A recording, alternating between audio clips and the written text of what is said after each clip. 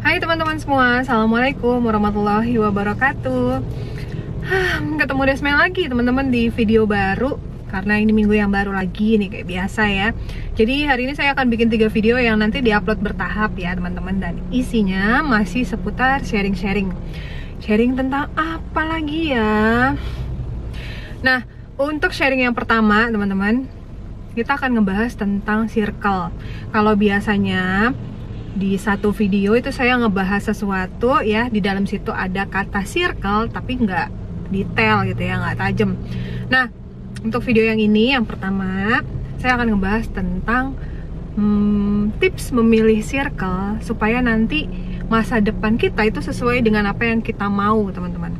Karena biar gimana pun circle ini punya peran yang sangat besar loh terhadap pembentukan masa depan kita nanti. Jadi langsung aja kita masuk ke video yang pertama.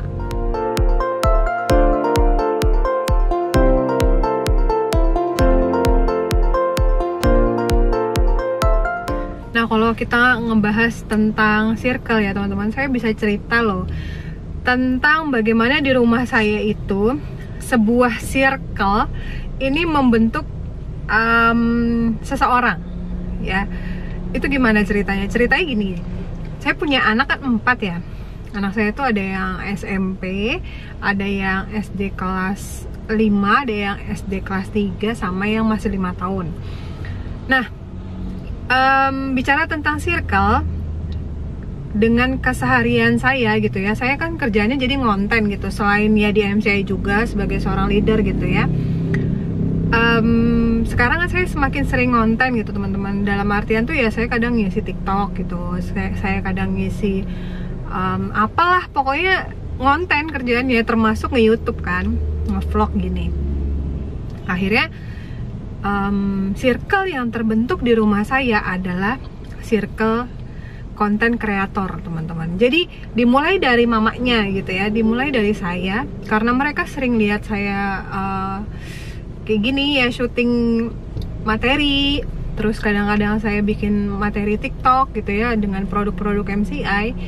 Karena mereka selalu melihat itu, sehingga anak-anak saya tuh ya semuanya, 4-4-nya itu punya YouTube channel teman-teman, punya YouTube channel masing-masing. Dan satu itu udah dimonetize juga seperti YouTube channelnya saya, yang satu lagi baru mengajukan karena memang sudah sesuai dengan rules yang ditetapkan oleh YouTube gitu ya, tinggal menunggu jawaban. Yang satunya lagi ini subscribernya udah mencapai dengan apa yang syarat dari YouTube, cuman watch time-nya belum nyampe gitu. Yang satu lagi yang baru 5 tahun itu teman-teman, dia juga punya YouTube channel walaupun isinya terserah dia gitu. Mau dia unboxing makanan, mau dia happy gitu, dia ngerekam sendiri ya. Nah, jadi akhirnya terciptalah ini keluarga konten kreator. Nah, dari sini teman-teman bisa melihat bahwa sebuah circle itu membentuk orang-orang yang di dalam circle itu gitu.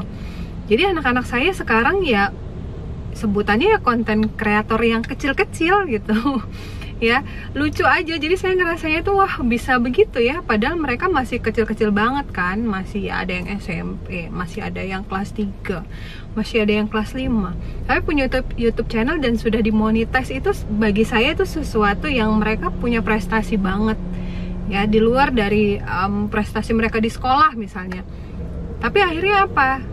Akhirnya dari circle yang mereka ada di dalamnya, mereka punya passion teman-teman.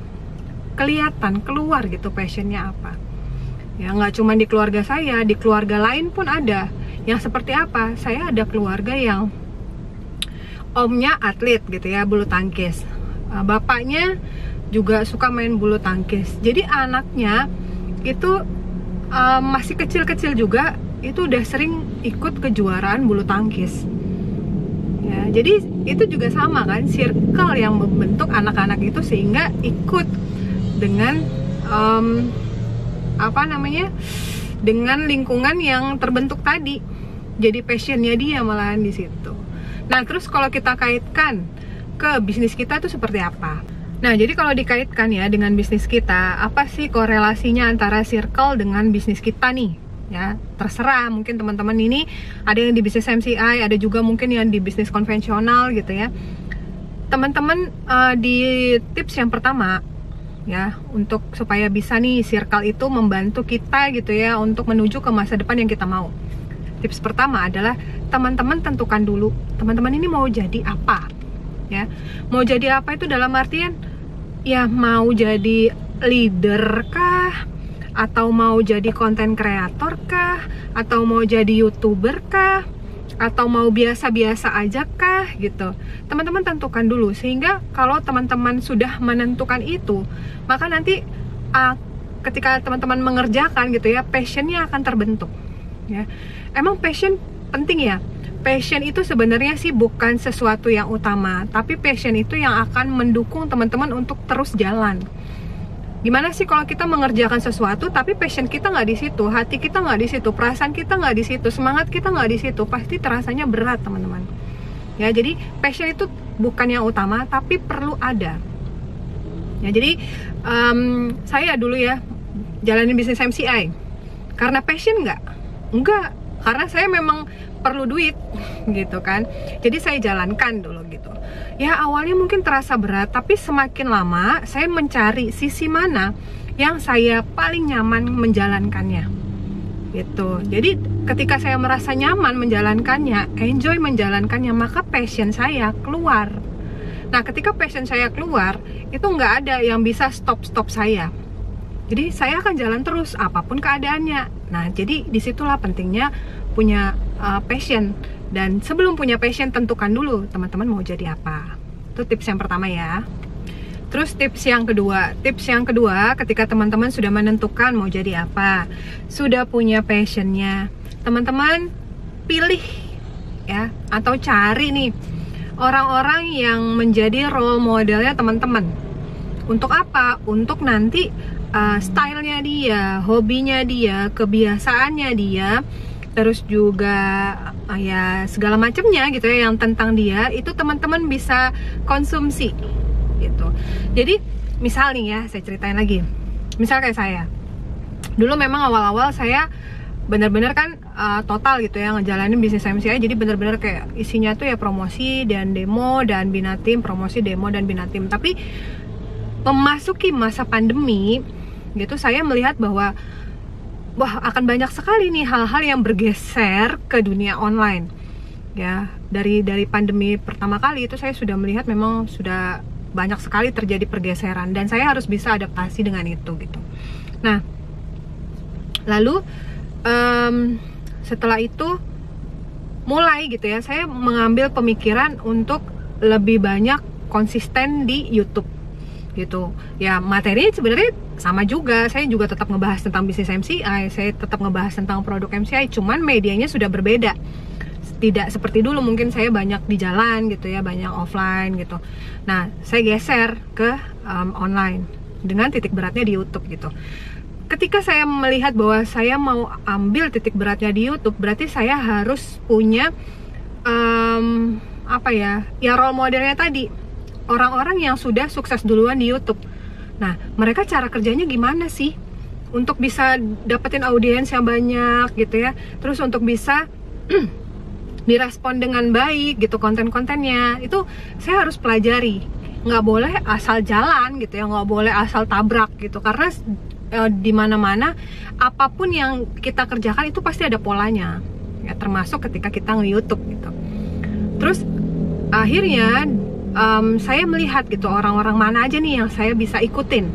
Jadi saya follow siapa aja yang saya follow. Saya follow Ria Ricis, saya follow Jerome gitu ya. Lalu saya follow lagi Janet ya. Janet kalau teman-teman tahu itu tunangannya Hansol ya, yang orang Korea Medok. Nah, itu kan YouTuber juga. Nah, saya juga follow Mas Hansolnya juga. Jadi yang saya follow gitu di Instagram saya adalah orang-orang yang memang bergerak di YouTube ya, orang-orang konten kreator memang gitu. Nah, itu semua yang saya ikutin. Ketika saya ngelihat story-story mereka gitu ya, saya pelajarin. oh dia cara berkomunikasi dengan subscribernya atau dengan followernya, oh seperti itu gitu. Nah jadi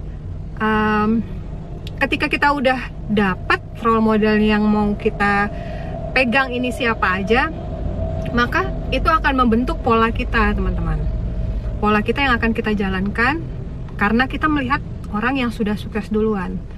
Nah teman-teman juga sama, kalau misalnya mau jadi leader gitu ya, yang besar, yang kuat, yang timnya juga besar, berarti teman-teman pilih satu orang mana ya, bolehlah lebih dari satu orang. Teman-teman nanti pelajarin, oh yang ini tuh dia caranya seperti ini bina timnya.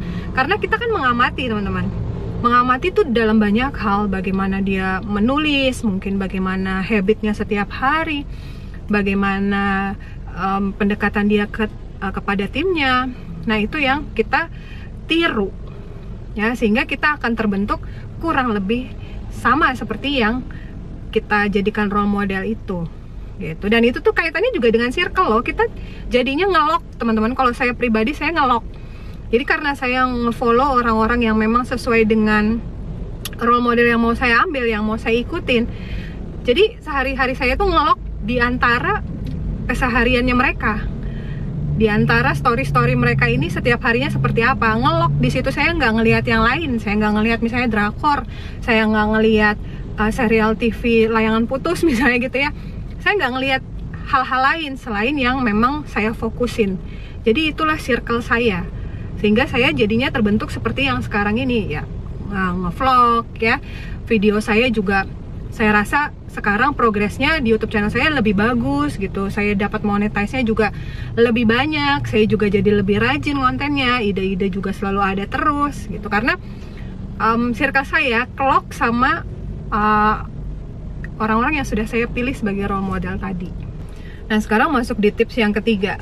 Kalau di tips yang ketiga ini sebenarnya ketika kita sudah dapat passionnya, terus kita udah memilih siapa aja yang mau kita jadikan role model, terus kita ikuti polanya mereka gitu ya, udah kita pelajarin gitu kan. Nah selanjutnya itu kita dapat polanya, kita kerjakan teman-teman. Jadi di tips yang ketiga adalah kerjakan. Kalau teman-teman merasa bahwa oh dari mereka itu kan apa ya, kayaknya harus waktunya atau apa segala macamnya itu kayaknya nggak sesuai deh sama aku gitu, ya teman-teman tinggal sesuaikan aja gitu loh. Tapi kurang dan lebihnya gitu ya, polanya kan kita udah dapet nih pola dari mereka, tinggal kita cocokin ke diri kita. Terus setelah itu kita kerjakan teman-teman. Jadi kerjakan itu tuh jangan ada apa ya, jangan ada semacam alasan gitu ya, harusnya dikerjakan, kerjakan. Kalau memang harus jalan terus ya jalan terus gitu. Kalau misalnya kayak saya ya, dulu saya di YouTube channel saya satu minggu tuh paling upload satu gitu. Terus akhirnya saya banyak ikut kelas YouTube gitu. Saya pelajarin juga si orang-orang yang saya ambil sebagai role model tadi. Nggak ada yang seminggu upload cuma satu, nggak ada. Mereka malah sehari itu bisa upload sampai 2 video. Jadi setiap hari selalu upload video baru. Ya akhirnya saya dapat gitu kan pelajarannya. Ya gimana lah mau YouTube channelnya berkembang gitu kalau misalnya cuma seminggu sekali. Bahkan di kelas-kelas YouTube channel pun disampaikan bahwa semakin rajin upload semakin bagus gitu loh, progresnya gitu, yang ditangkap sama YouTube, pihak YouTube itu akan lebih bagus lagi gitu teman-teman, ketika kita lebih rajin gitu untuk posting video baru. Nah jadi akhirnya muncul gitu kan kesadarannya bahwa oh iya ternyata kalau mau berhasil juga di YouTube ya begitu caranya, nggak bisa satu minggu cuma satu kali upload video, harus sering gitu. Di mana-mana pun sama, misalnya di sosial media, untuk teman-teman bisa dapetin algoritma yang bagus ya otomatis teman-teman harus rajin gitu kan postingnya. Nah jadi akan ada pelajaran-pelajaran baru, dan itu tuh jangan cuma diteorikan tapi dikerjakan ya. Apapun susah-susahnya, tantangannya ya harus dikerjakan, itu udah komitmennya. Nah kalau berkaitan dengan bisnis sama aja, itu berkaitan dengan apa, promosi, presentasi gitu kan, follow up. Nah teman-teman sudah melakukan itu belum? Kalau misalnya kita bicara tentang oh role model saya adalah leader yang itu mbak, yang dia pencapaiannya gede banget, sudahkah kita follow dia? Sudahkah kita melihat apa saja yang dilakukannya setiap hari? Sudahkah kita mempelajari bagaimana dulu dia berproses gitu ya? Kita tahu historinya, sehingga kita bisa ambil nilai-nilainya untuk nanti kita jadikan pola juga di perjalanan kita, di proses kita gitu. Jadi kalau saran saya, teman-teman juga ngelok gitu. Teman-teman mau jadi apa, terus pengen keluarkan passionnya, lock ya perhatian teman-teman kepada sesuatu yang teman-teman memang inginkan ini. Saya pengen jadi leader besar mbak, lock ya, lock pikiran kita gitu ya, perhatian kita, fokus kita terhadap pola-pola bagaimana menjadi seorang leader besar ya. Jadi tutup akses untuk yang nggak penting. Itu kalau memang mau cepet ya. Jadi itu circle-nya tuh di situ. Maka teman-teman nanti akan membentuk masa depan teman-teman ya seperti yang teman-teman mau tadi. Nah, jadi saya bicara circle ini bukan berarti yang harus ketemu fisik gitu ya dengan seseorang. Misalnya saya harus, kalau namanya circle itu berarti ada 5 orang atau 3 orang yang selalu sering bertemu gitu ya. Enggak juga begitu teman-teman. Jadi circle itu bisa secara virtual yang seperti saya ceritakan tadi, karena kita sehari-harinya akan berada di antara hal-hal yang kita pelajari tentang orang-orang itu gitu sih. Jadi nggak mesti yang face to face atau ketemu fisik gitu itu baru dibilang circle, nggak juga. Oke deh, jadi video pertama udah selesai. Ada 3 tips tadi ya, jadi teman-teman bisa bikin kesimpulan sendiri. Semoga bermanfaat dan semoga semuanya sukses ya. Mulai dari sekarang, yuk. Passionnya di mana? Terus mau jadi apa? Terus yang menjadi role model siapa aja? Dan yang pasti kerjakan. Sukses semuanya. Kita ketemu di video yang kedua. Bye. Assalamualaikum warahmatullahi wabarakatuh.